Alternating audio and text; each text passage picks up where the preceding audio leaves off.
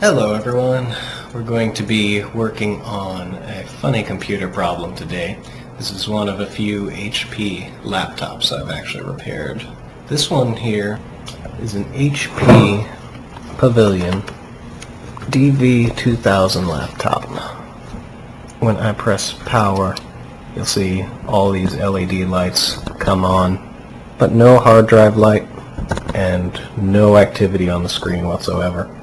I, along with my partner, the PC repair bunny, his name is Chester, we'll be working together to get this problem solved. The first thing we always got to worry about is the people's very valuable data. A lot of times there's a lot of risk that somebody's lost a lot of their hard-earned documents, photographs, music. So now, the very first thing we're going to do is remove the hard drive from this computer. On this model, it actually is right here.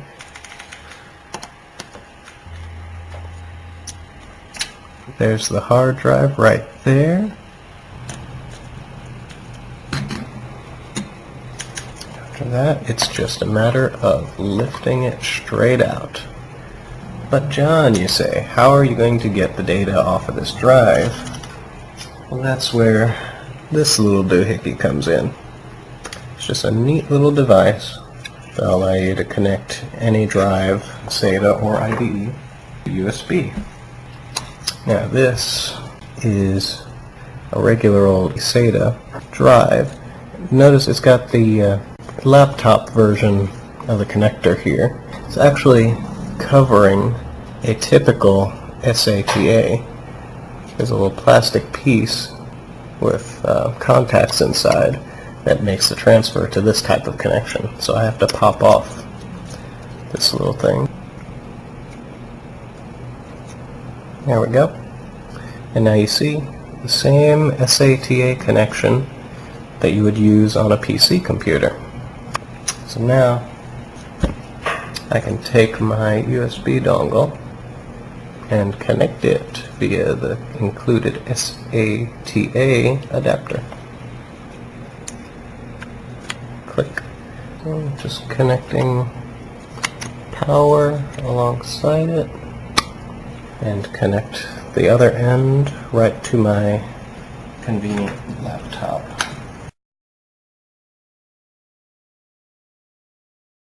We've jumped ahead a little bit. I'm allowing a very long copying process to run so that all the data from this hard drive can be backed up. So the next thing we'll do is, now that the hard drive is completely removed from the computer, what I'm going to do is try and start it up again.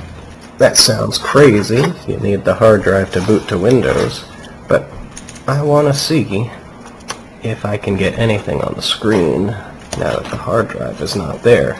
That way, if there was a problem with the connection to the hard drive, this will tell me. So here goes nothing. As you can see, we've got the same result as before. Hard drive and its connection is not the current problem. The next thing to try is to clear the BIOS information. And we can do that very simply. Here is a laptop version of a CMOS battery. So what I'm going to do is disconnect its little wire and leave it for about 5 minutes and then try starting the system up. Alright, and we're back.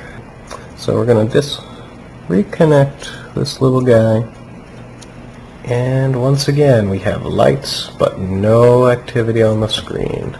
So that didn't work.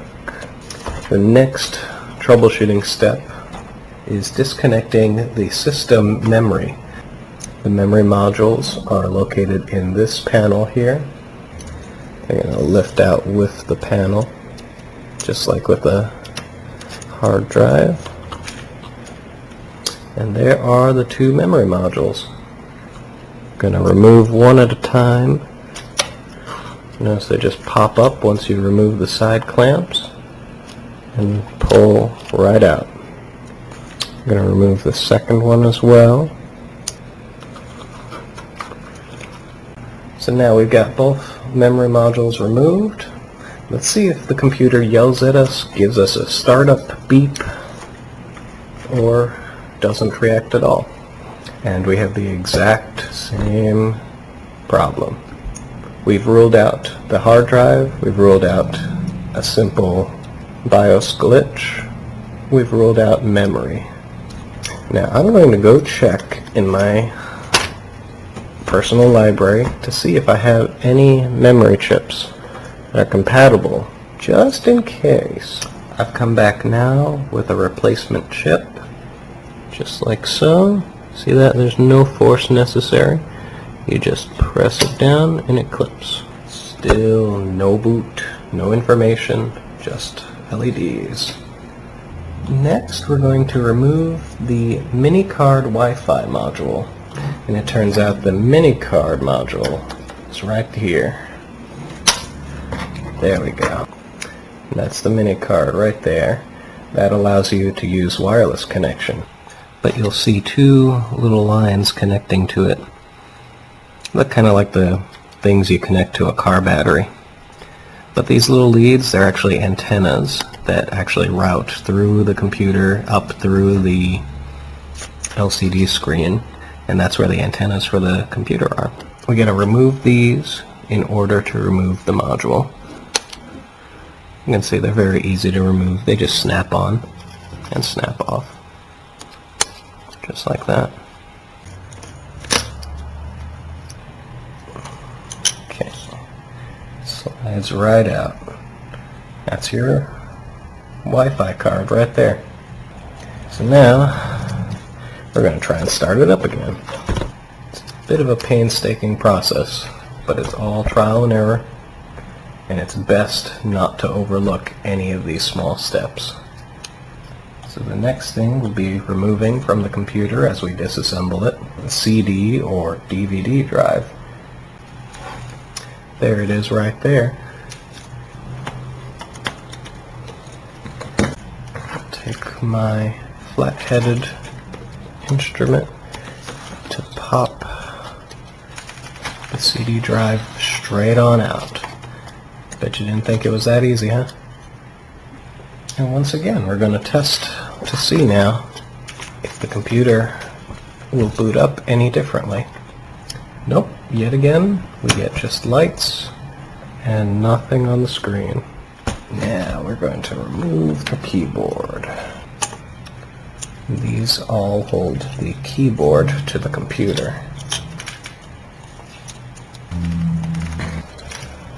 There we go. There we go. Oh, you see, I can just get my fingers right in underneath. And there it goes. That's the connector there.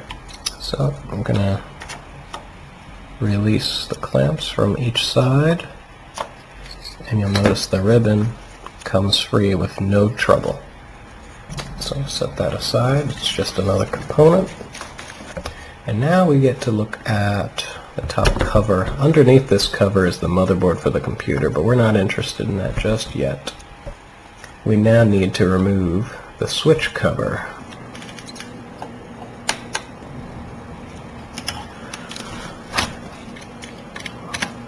There we go. And it comes straight up. After tearing it down this far and looking at the components more closely, I am thoroughly convinced that the motherboard is probably the bad part here. I'm going to continue disassembly so that I can see everything. I don't want to overlook a loose connection or some other odd problem, or fail to see burn marks on something in case there's something obviously wrong. That's the display cable. Comes right out. I need to remove these little cables, which you'll remember from the mini card module. They're down here, and I gotta feed them up through here because they're gonna disconnect with the display. One's out. There we go. Got both of them out.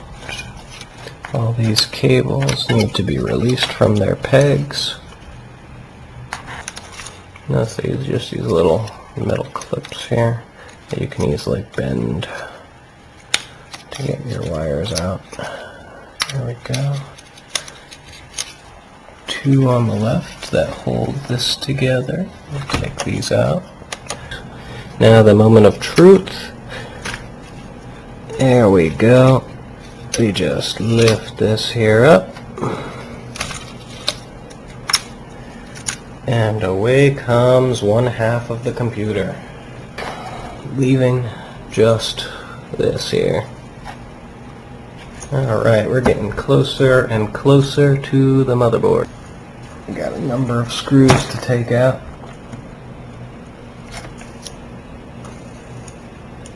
And then we got the 3 here in the bottom.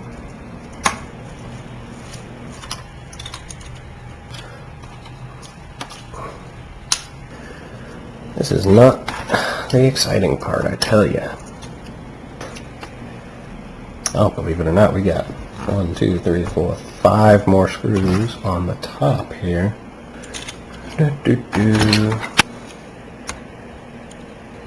Alright.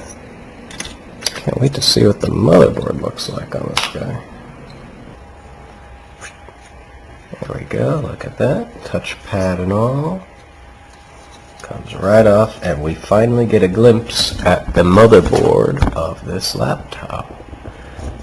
Now I'm going to be taking this one out completely if I don't find any obvious problems. Everything looks connected properly. Nope, everything looks normal, and that's unfortunate because this motherboard doesn't seem to be working properly. So I'll be removing this motherboard completely. Just a little shimmy shake till it comes on out. And there's the wireless switch. Okay, right next to that is the modem module. Next we gotta remove the audio infrared board. Gently release that.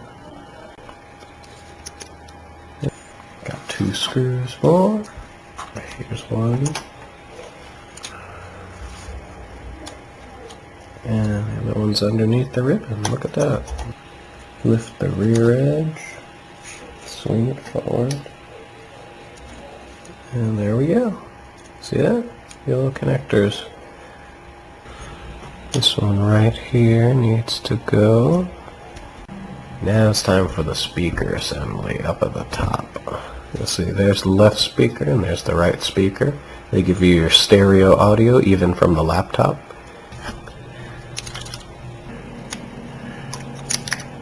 There we go.